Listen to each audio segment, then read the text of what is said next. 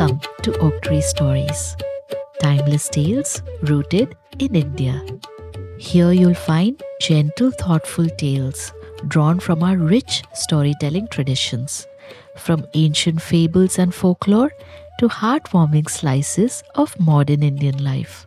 Each story is carefully chosen and lovingly crafted to be age appropriate and calming, with just a touch of wonder. So come, get cozy, and let the story begin.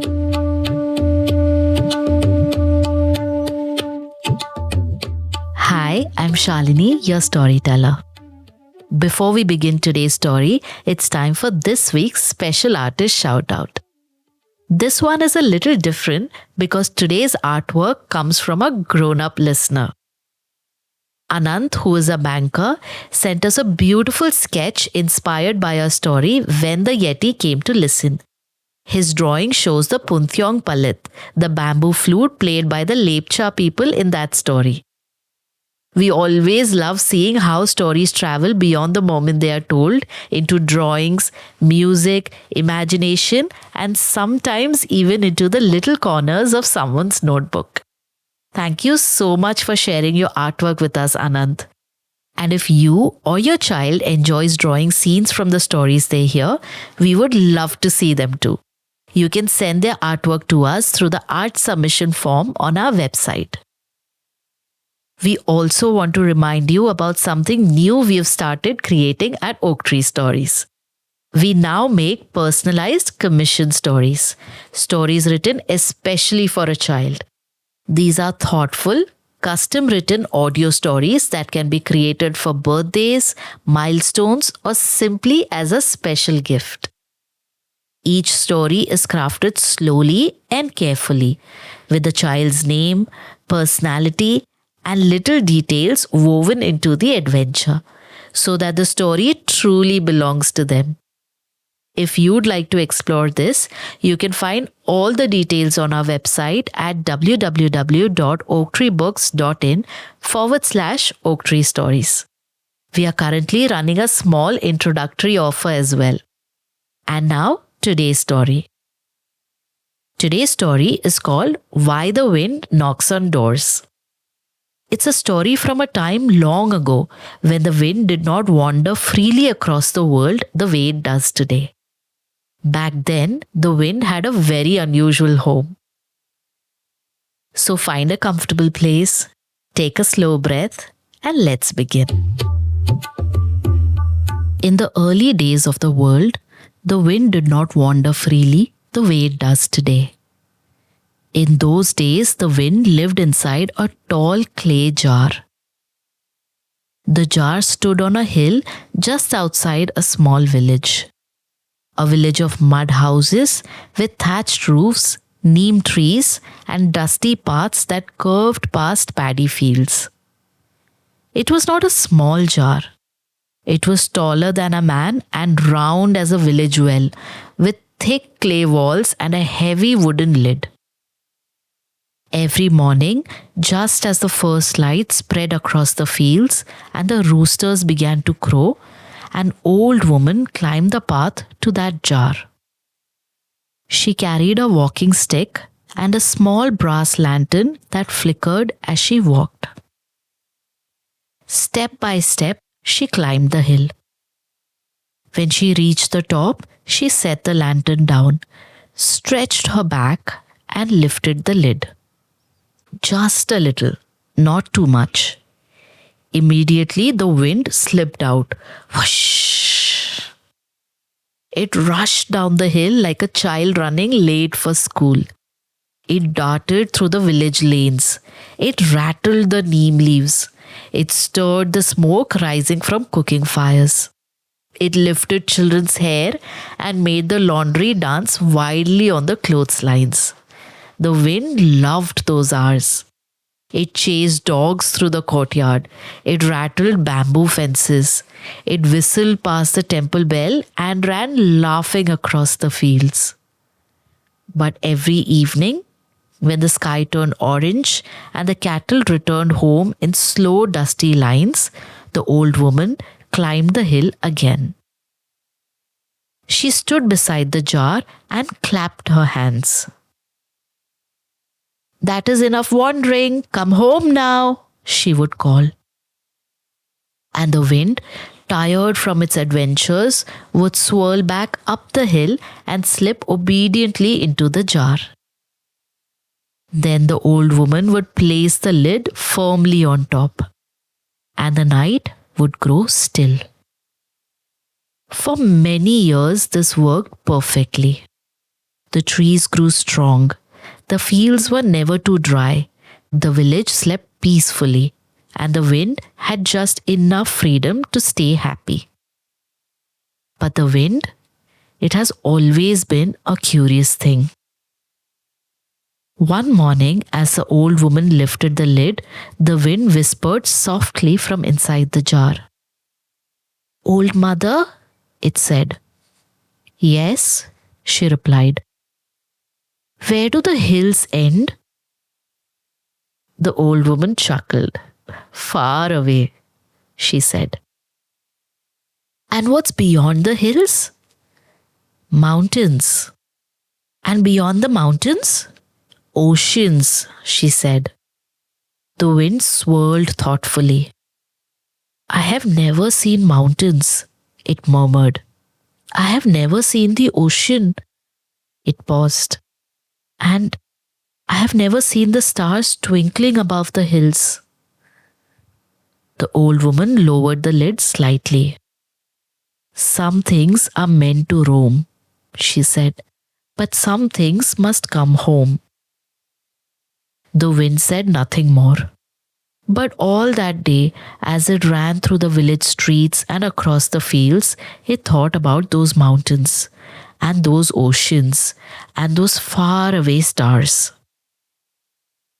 Not far from the hill in the village lived a boy. Every morning he felt the wind rushing through the lanes. Every evening he noticed how suddenly the world grew quiet again, and he wondered where the wind went. One evening he followed it, up the hill, past the neem trees, through the tall grass, until he saw the old woman standing beside the great clay jar. He watched as she lifted the lid and the wind swirled back inside. And all at once, the world grew still. The next evening, the boy returned. And then again the next evening. One evening, he gathered his courage and stepped forward boldly. "What is inside the jar?" he asked. "The wind," said the old woman calmly. The boy stared. "All of it?" "Yes, all of it." The boy leaned closer. Inside the jar, he heard whispering, rustling, soft swirling sounds. Then a voice tickled his ear. "Hello," said the wind. The boy jumped. "You can talk?" "Of course," said the wind.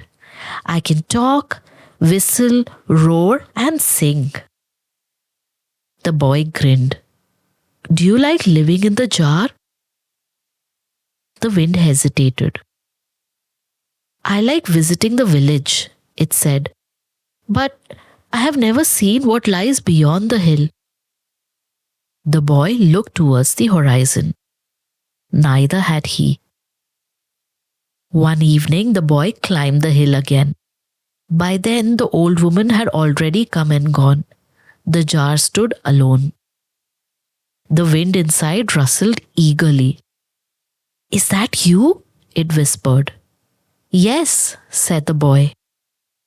The wind swirled faster. "Could you lift the lid just a little?" it asked. The boy hesitated. The old woman had always been careful. Just a little, not too much. But the wind sounded so hopeful. So he lifted the lid. A gust of wind burst out laughing. Then another and another. Soon the wind was racing wildly across the hill. The boy laughed as his hair whipped across his face. The wind rushed through the village below. It rushed through the chicken coops. It spun the smoke rising from cooking fires. It rattled every window and shook every door. By the time the old woman reached the hill, the jar was empty. The wind had escaped. It ran across mountains. It danced over oceans. It chased clouds across the sky. And no matter how loudly the old woman called, it would not return to the jar. From that day on, the wind wandered wherever it pleased. Across forests, across rivers, across deserts and fields. But sometimes, late at night, when the wind passes through a sleeping village, it slows down. It remembers the old jar on the hill, the tall clay walls, the heavy wooden lid, the place that had once been the first home it ever knew. The jar still stands there today, empty now, with its lid leaning quietly beside it. The wind no longer lives there. It is free to wander wherever it wishes, across mountains, oceans, forests, and deserts. But freedom, the wind has learned, is not quite the same thing as having a place to return to. And so, when the wind passes through a sleeping village, it sometimes does something it never used to do. It taps softly on doors. Tap, tap, tap. Not because it wants to be shut inside again, but because the sound reminds it of the first home it ever knew. And that was Why the Wind Knocks on Doors. A story about a jar on a hill, a curious wind, and the soft tapping you sometimes hear on a still night.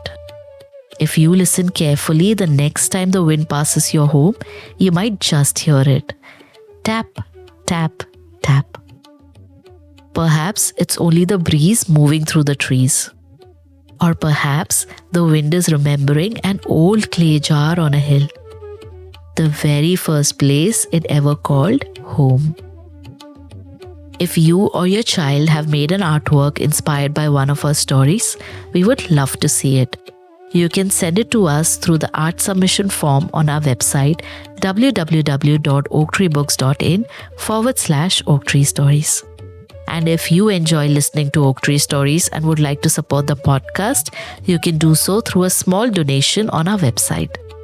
Every bit of support helps us keep telling stories slowly and with care. Grown-ups, you can also follow us on Instagram and Facebook at Oak Tree Stories, where we share listener artwork, story updates, and moments from behind the scenes. Until next time, keep listening, keep wondering, and if you hear a soft knock on your door at night, perhaps it's just the wind stopping by to say hello.